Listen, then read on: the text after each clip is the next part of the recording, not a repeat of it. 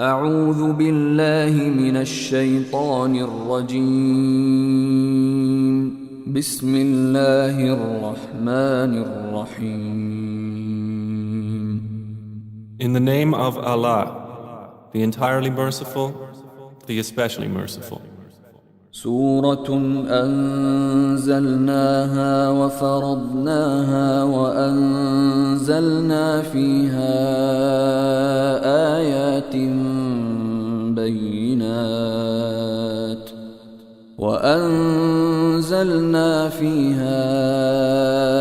آيات بينات لعلكم تذكرون.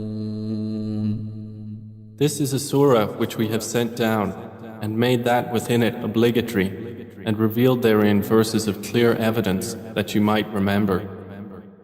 الزانية والزاني فاجلدوا كل واحد منهما 100 جلدة ولا تأخذكم بهما رأفة في دين الله إن كنتم تؤمنون بالله واليوم الآخر وليشهد عذابهما طائفة من المؤمنين. The unmarried woman or unmarried man found guilty of sexual intercourse, lash each one of them with 100 lashes, and do not be taken by pity for them in the religion of Allah, if you should believe in Allah and the last day, and let a group of the believers witness their punishment.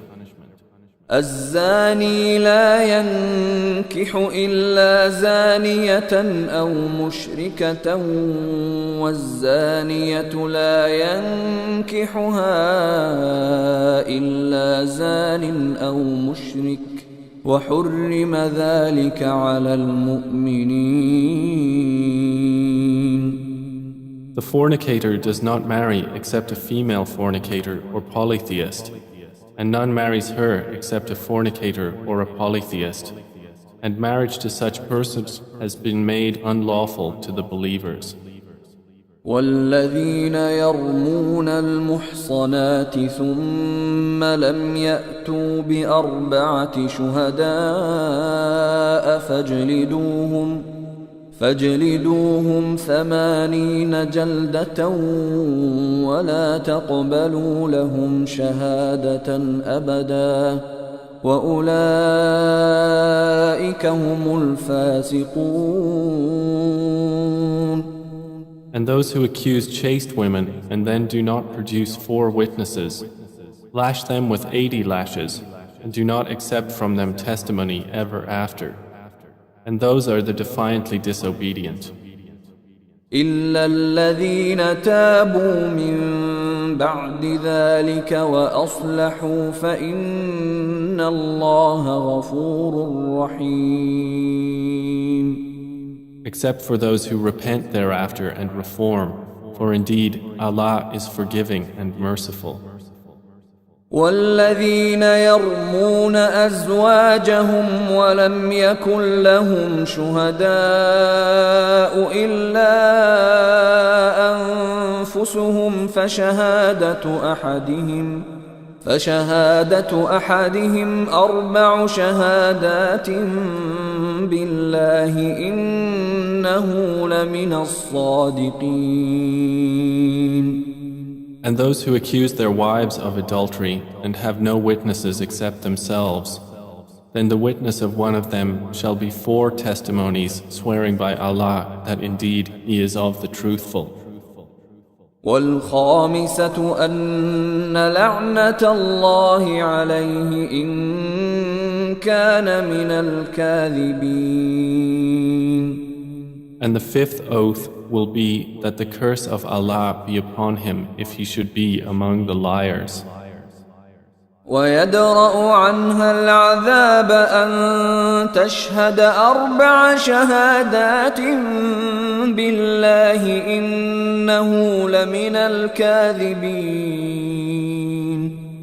But it will prevent punishment from her if she gives 4 testimonies, swearing by Allah that indeed he is of the liars. والخامسة أن غضب الله عليها إن كان من الصادقين. And the fifth oath will be that the wrath of Allah be upon her if he was of the truthful. ولولا فضل الله عليكم ورحمته وأن الله تواب حكيم.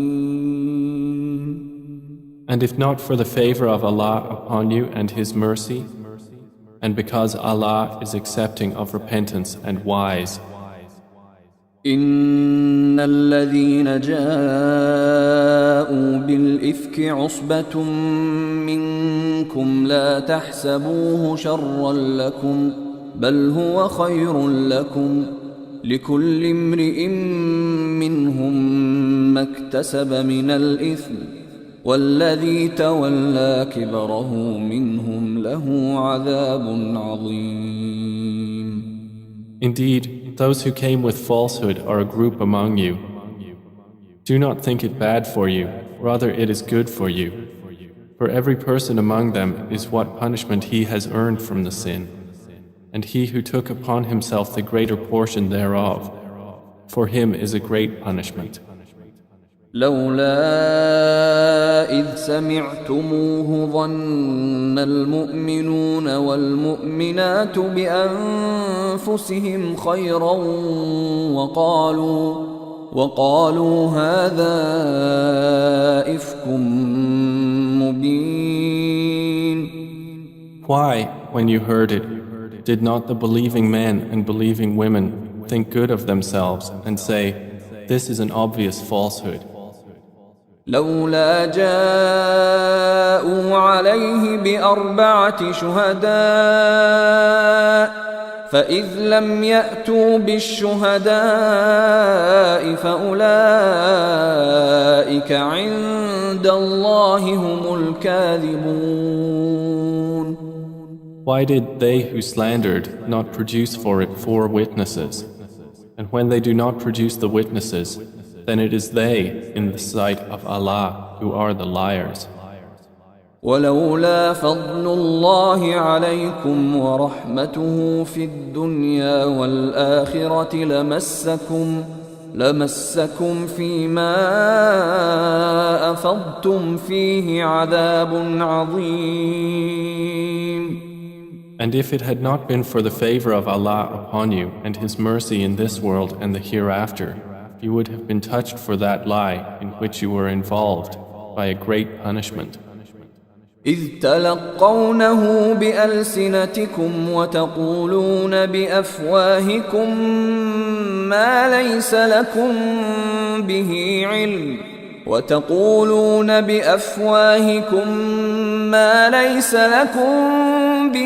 علم وتحسبونه هينا وهو عند الله عظيم. When you received it with your tongues and said with your mouths that of which you had no knowledge and thought it was insignificant while it was in the sight of Allah tremendous. ولولا إذ سمعتموه قلتم ما يكون لنا أن نتكلم بهذا سبحانك هذا بهتان عظيم. And why, when you heard it, did you not say, it is not for us to speak of this. Exalted are you, O Allah. This is a great slander. يعظكم الله أن تعودوا لمثله أبدا إن كنتم مؤمنين. Allah warns you against returning to the likes of this conduct ever if you should be believers. ويبين الله لكم الآيات والله عليم حكيم. And Allah makes clear to you the verses, and Allah is knowing and wise. إن الذين يحبون أن تشيع الفاحشة في الذين آمنوا لهم عذاب أليم في الدنيا والآخرة والله يعلم وأنتم لا تعلمون. Indeed, those who like that immorality should be spread among those who have believed will have a painful punishment in this world and the hereafter. And Allah knows, and you do not know. ولولا فضل الله عليكم ورحمته وأن الله رؤوف رحيم. And if it had not been for the favor of Allah upon you and His mercy, and because Allah is kind and merciful. يا أيها الذين آمنوا لا تتبعوا خطوات الشيطان ومن يتبع خطوات الشيطان فإنه يأمر بالفحشاء والمنكر ولولا فضل الله عليكم ورحمته ما زكى منكم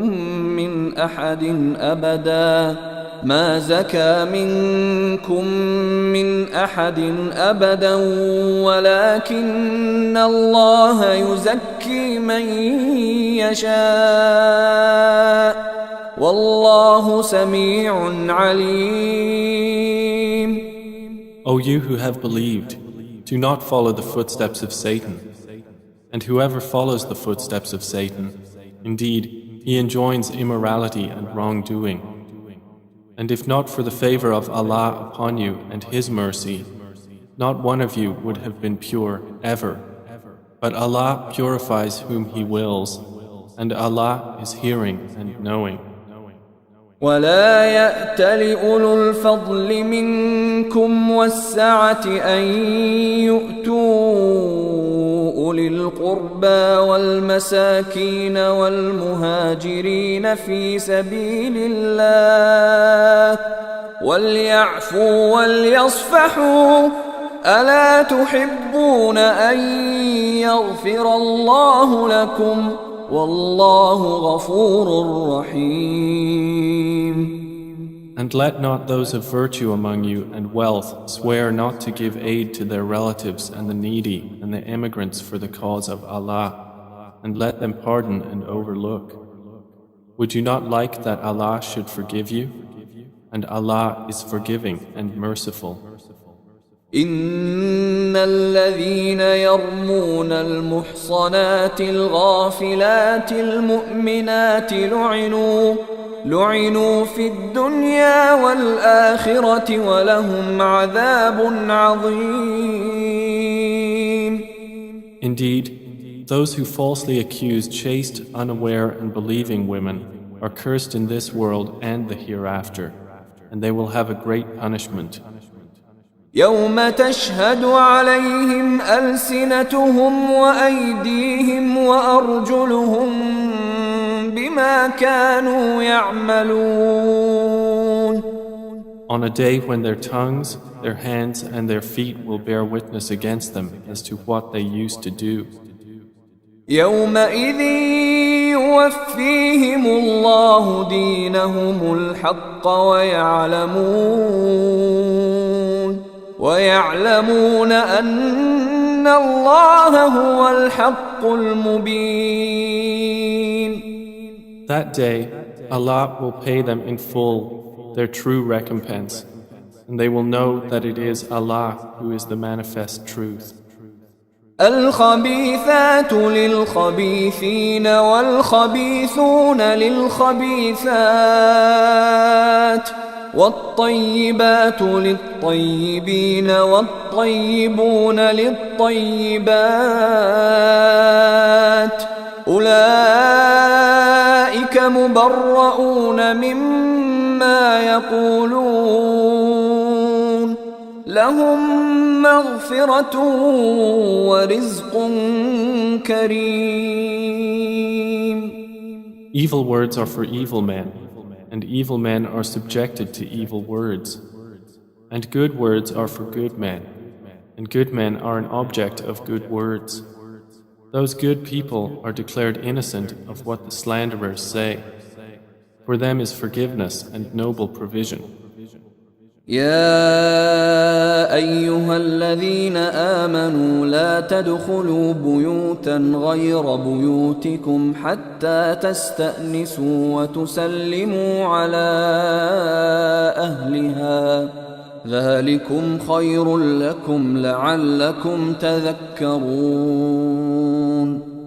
O you who have believed, do not enter houses other than your own houses until you ascertain welcome and greet their inhabitants. That is best for you. Perhaps you will be reminded. فإن لم تجدوا فيها أحدا فلا تدخلوها حتى يؤذن لكم وإن قيل لكم ارجعوا فارجعوا هو أزكى لكم والله بما تعملون عليم. And if you do not find anyone therein, do not enter them until permission has been given you. And if it is said to you, go back, then go back. It is purer for you. And Allah is knowing of what you do. ليس عليكم جناح أن تدخلوا بيوتا غير مسكونة فيها متاع لكم والله يعلم ما تبدون وما تكتمون. There is no blame upon you for entering houses not inhabited, in which there is convenience for you. And Allah knows what you reveal and what you conceal. قل للمؤمنين يغضوا من أبصارهم ويحفظوا فروجهم ذلك أزكى لهم إن الله خبير بما يصنعون. Tell the believing men to reduce some of their vision and guard their private parts. That is purer for them. Indeed, Allah is acquainted with what they do.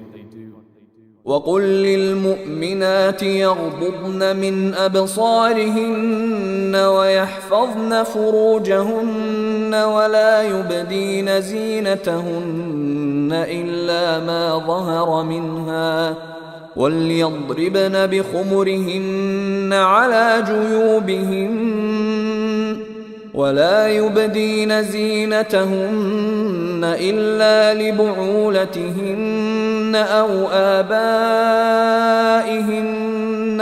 آباء بعولتهن أو أبنائهن أو أبناء بعولتهن أو إخوانهن أو بني إخوانهن أو بني أخواتهن أو نسائهن أو ما ملكت أيمانهن أو التابعين غير أولي الإربة من الرجال أو الطفل الذين لم يظهروا على عورات النساء ولا يضربن بأرجلهن ليعلم ما يخفين من زينتهن وتوبوا إلى الله جميعا أيها المؤمنون لعلكم تفلحون. And tell the believing women to reduce some of their vision and guard their private parts and not expose their adornment except that which appears thereof, and to draw their head covers over their chests and not display their adornment except to their husbands, their fathers, their husbands' fathers, their sons, their husbands' sons, their brothers' sons, their sisters' sons, their women, that which their right hands possess, or those male attendants having no physical desire, or children who are not yet aware of the private aspects of women. And let them not stamp their feet to make known what they conceal of their adornment. And turn to Allah in repentance, all of you, O believers, that you might succeed. وأنكحوا الأيام منكم والصالحين من عبادكم وإمائكم إن يكونوا فقراء يغنهم الله من فضله والله واسع عليم. And marry the unmarried among you, and the righteous among your male slaves and female slaves. If they should be poor, Allah will enrich them from His bounty, and Allah is all-encompassing and knowing.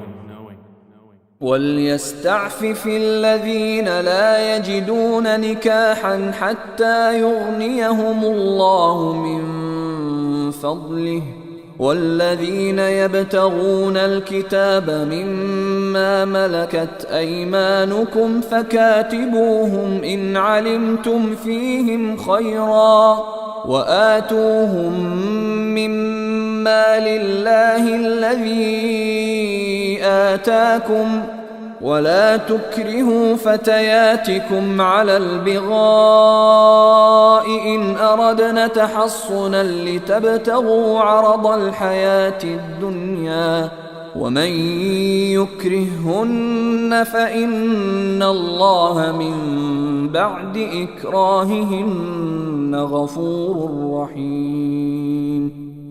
But let them who find not the means for marriage abstain from sexual relations until Allah enriches them from His bounty. And those who seek a contract for eventual emancipation from among whom your right hands possess, then make a contract with them if you know there is within them goodness, and give them from the wealth of Allah which He has given you. And do not compel your slave girls to prostitution if they desire chastity, to seek thereby the temporary interests of worldly life. And if someone should compel them, then indeed Allah is to them, after their compulsion, forgiving and merciful. وَلَقَدْ أَنزَلْنَا إِلَيْكُمْ آيَاتٍ مُبَيِّنَاتٍ ومثلا من الذين خلوا من قبلكم وموعظة للمتقين.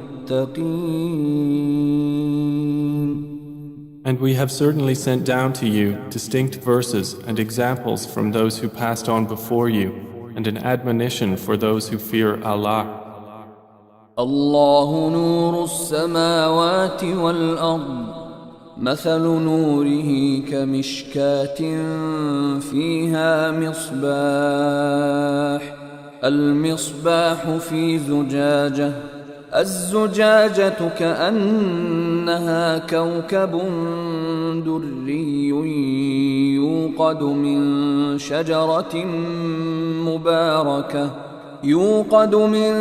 شجرة مباركة زيتونة لا شرقية ولا غربية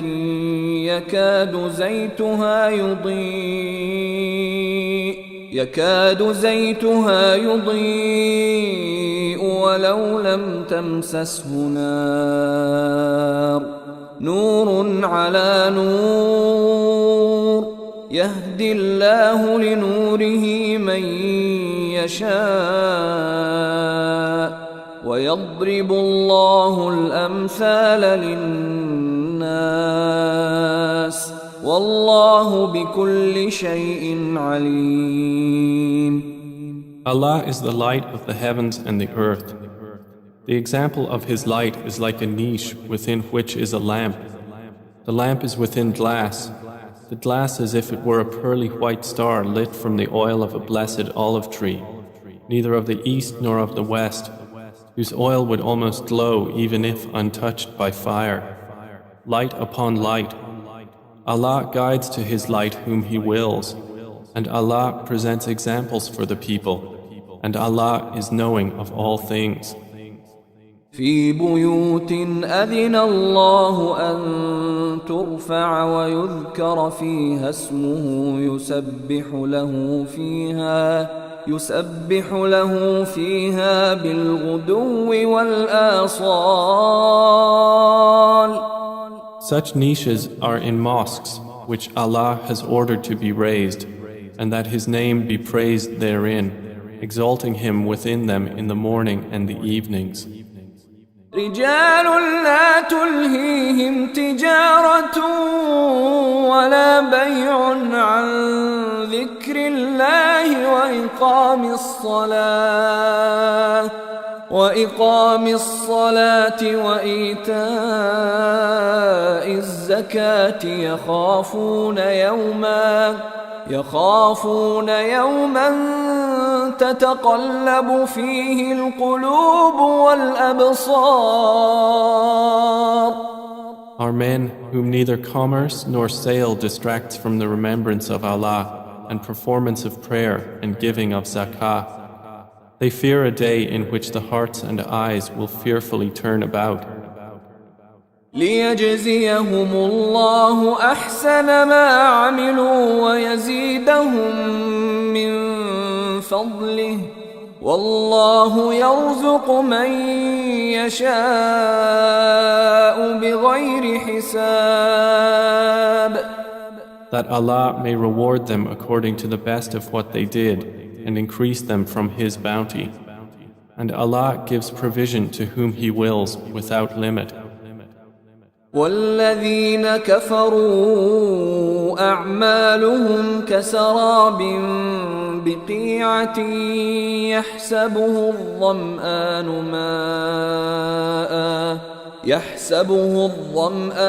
ماء حتى إذا جاءه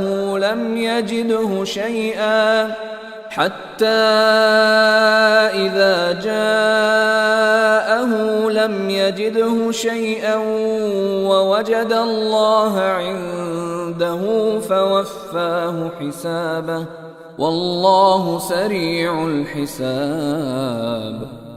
But those who disbelieved, their deeds are like a mirage in a lowland, which a thirsty one thinks is water until, when he comes to it, he finds it is nothing, but finds Allah before him, and He will pay him in full his due, and Allah is swift in account.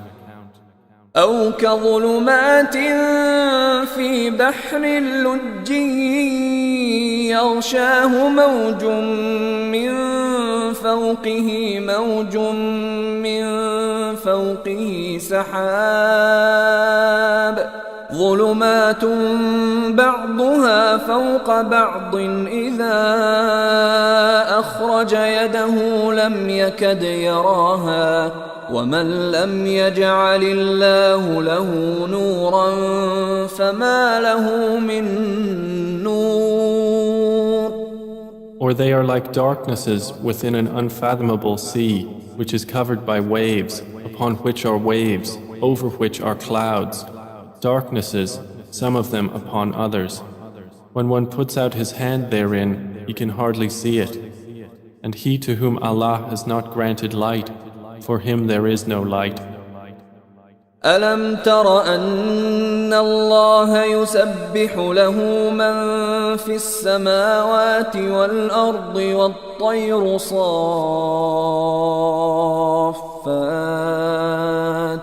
كل قد علم صلاته وتسبيحه والله عليم بما يفعلون. Do you not see that Allah is exalted by whomever is within the heavens and the earth, and by the birds with wings spread in flight? Each of them has known his means of prayer and exalting Him, and Allah is knowing of what they do.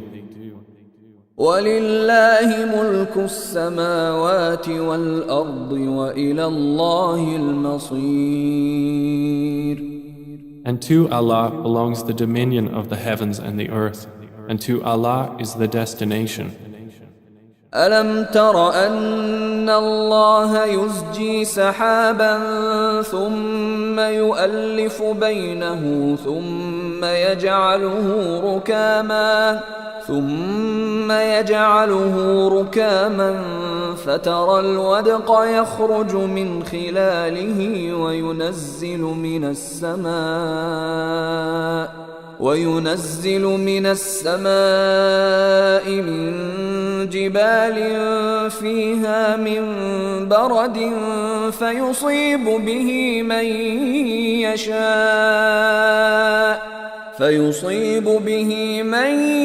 يشاء ويصرفه عن من يشاء يكاد سنا برقه يذهب بالأبصار. Do you not see that Allah drives clouds? Then He brings them together, then He makes them into a mass, and you see the rain emerge from within it. And He sends down from the sky mountains of clouds within which is hail, and He strikes with it whom He wills and averts it from whom He wills. The flash of its lightning almost takes away the eyesight. يقلب الله الليل والنهار إن في ذلك لعبرة لأولي الأبصار. Allah alternates the night and the day. Indeed, in that is a lesson for those who have vision. والله خلق كل دابة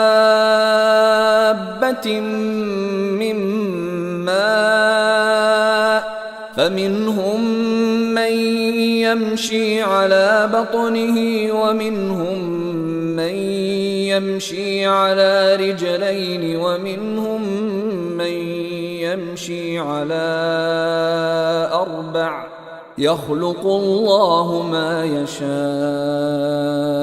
إن الله على كل شيء قدير.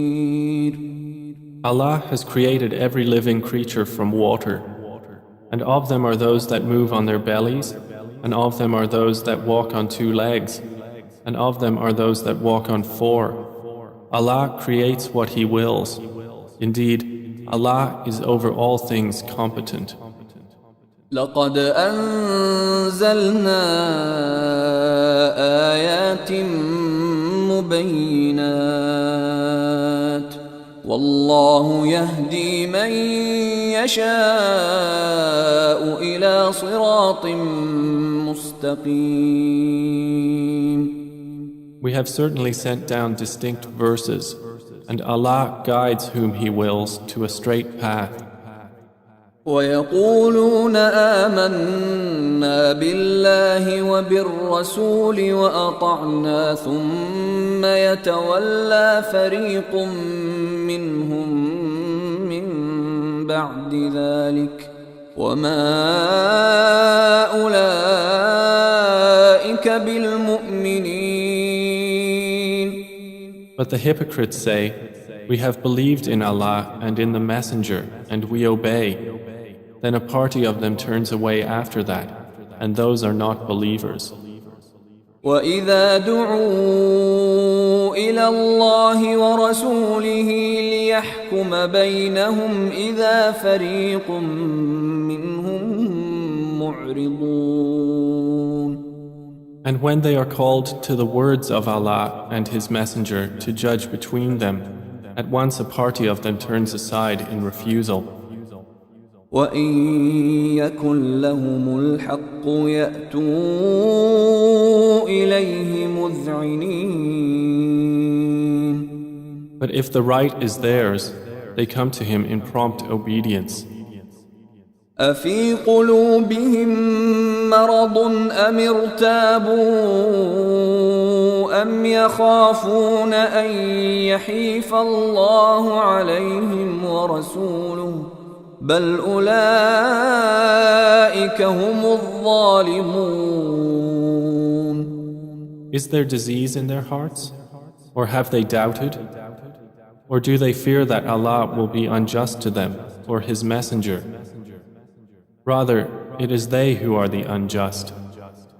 إنما كان قول المؤمنين إذا دعوا إلى الله ورسوله ليحكم بينهم أن يقولوا سمعنا وأطعنا وأولئك هم المفلحون. The only statement of the true believers when they are called to Allah and His Messenger to judge between them is that they say, "We hear and we obey," and those are the successful. ومن يطع الله ورسوله ويخشى الله ويتقه فأولئك هم الفائزون. And whoever obeys Allah and His Messenger and fears Allah and is conscious of Him, it is those who are the attainers. وأقسموا بالله جهد أيمانهم لئن أمرتهم ليخرجن قل لا تقسموا طاعة معروفة إن الله خبير بما تعملون. And they swear by Allah their strongest oaths that if you ordered them, they would go forth in Allah's cause.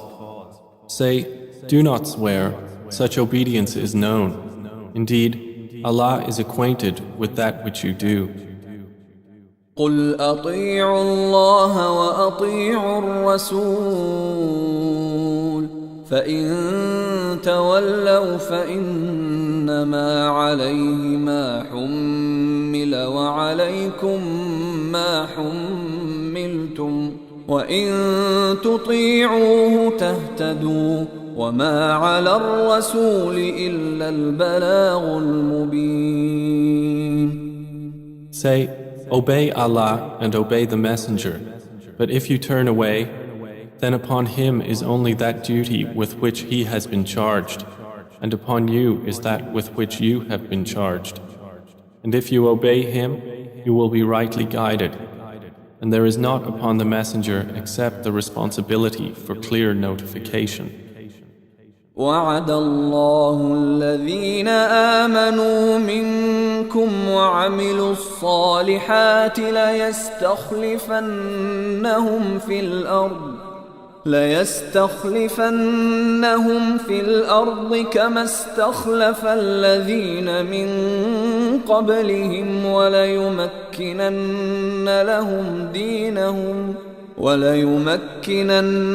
لهم دينهم الذي ارتضى لهم وليبدلنهم من بعد خوفهم أمنا يعبدونني لا يشركون بي شيئا ومن كفر بعد ذلك فأولئك هم الفاسقون. Allah has promised those who have believed among you and done righteous deeds that He will surely grant them succession to authority upon the earth, just as He granted it to those before them, and that He will surely establish for them therein their religion, which He has preferred for them, and that He will surely establish for them after their fear security, for they worship Me, not associating anything with Me. But whoever disbelieves after that, then those are the defiantly disobedient. وأقيموا الصلاة وآتوا الزكاة وأطيعوا الرسول لعلكم ترحمون.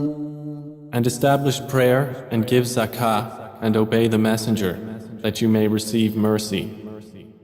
لا تحسبن الذين كفروا معجزين في الأرض ومأواهم النار ولبئس المصير. Never think that the disbelievers are causing failure to Allah upon the earth. Their refuge will be the fire, and how wretched the destination. يا أيها الذين آمنوا ليستأذنكم الذين ملكت أيمانكم والذين لم يبلغوا الحلم منكم 3 مرات من قبل صلاة الفجر وحين تضعون ثيابكم من الظهيرة ومن بعد صلاة العشاء 3 عورات لكم ليس عليكم ولا عليهم جناح بعدهن طوافون عليكم بعضكم على بعض كذلك يبين الله لكم الآيات والله عليم حكيم. O you who have believed, let those whom your right hands possess and those who have not yet reached puberty among you ask permission of you before entering at 3 times. Before the dawn prayer, and when you put aside your clothing for rest at noon, and after the night prayer. These are 3 times of privacy for you. There is no blame upon you nor upon them beyond these periods, for they habitually circulate among you, some of you among others. Thus does Allah make clear to you the verses, and Allah is knowing and wise. وَإِذَا بَلَغَ الْأَطْفَالُ مِنكُمُ الْحُلُمَ فَلْيَسْتَأْذِنُوا كَمَا اسْتَأْذَنَ الَّذِينَ مِن قَبْلِهِمْ كَذَلِكَ يُبَيِّنُ اللَّهُ لَكُمْ آيَاتِهِ وَاللَّهُ عَلِيمٌ حَكِيمٌ. And when the children among you reach puberty, let them ask permission at all times, as those before them have done. Thus does Allah make clear to you His verses, and Allah is knowing and wise. والقواعد من النساء اللاتي لا يرجون نكاحا فليس عليهن جناح أن يضعن ثيابهن غير متبرجات بزينة وأن يستعففن خير لهن والله سميع عليم. And women of post-menstrual age who have no desire for marriage, there is no blame upon them for putting aside their outer garments but not displaying adornment. But to modestly refrain from that is better for them, and Allah is hearing and knowing. ليس على الأعمى حرج ولا على الأعرج حرج ولا على المريض حرج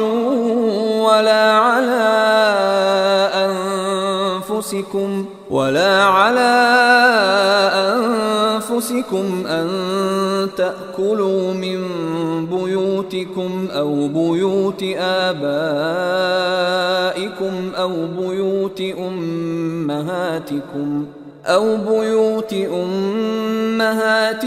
أو بيوت إخوانكم أو بيوت أخواتكم أو بيوت أعمامكم أو بيوت عماتكم أو بيوت أخوالكم أو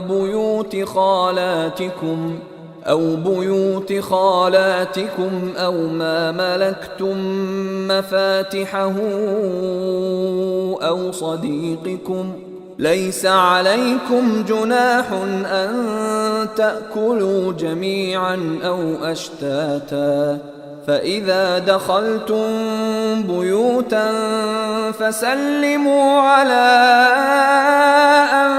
أنفسكم تحية من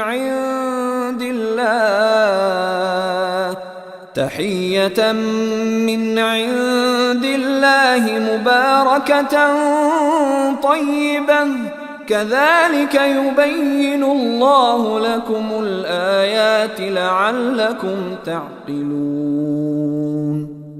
There is not upon the blind any guilt, nor upon the lame any guilt, nor upon the ill any guilt, nor upon yourselves if you eat from your own houses, or the houses of your fathers, or the houses of your mothers, or the houses of your brothers, or the houses of your sisters, or the houses of your father's brothers, or the houses of your father's sisters, or the houses of your mother's brothers, or the houses of your mother's sisters, or from houses whose keys you possess, or from the house of your friend. There is no blame upon you whether you eat together or separately. But when you enter houses, give greetings of peace upon each other, a greeting from Allah, blessed and good. Thus does Allah make clear to you the verses of ordinance, that you may understand. إنما المؤمنون الذين آمنوا بالله ورسوله وإذا كانوا معه على أمر جامع لم يذهبوا حتى يستأذنوه إن الذين يستأذنونك أولئك الذين يؤمنون بالله ورسوله فإذا استأذنوك لبعض شأنهم فأذن لمن شئت منهم واستغفر لهم الله إن الله غفور رحيم. The believers are only those who believe in Allah and His Messenger. And when they are meeting with Him for a matter of common interest, do not depart until they have asked His permission. Indeed, those who ask your permission, O Muhammad, those are the ones who believe in Allah and His Messenger. So when they ask your permission for something of their affairs, then give permission to whom you will among them, and ask forgiveness for them of Allah. Indeed, Allah is forgiving and merciful. لا تجعلوا دعاء الرسول بينكم كدعاء بعضكم بعضا قد يعلم الله الذين يتسللون منكم لواذا فليحذر الذين يخالفون عن أمره أن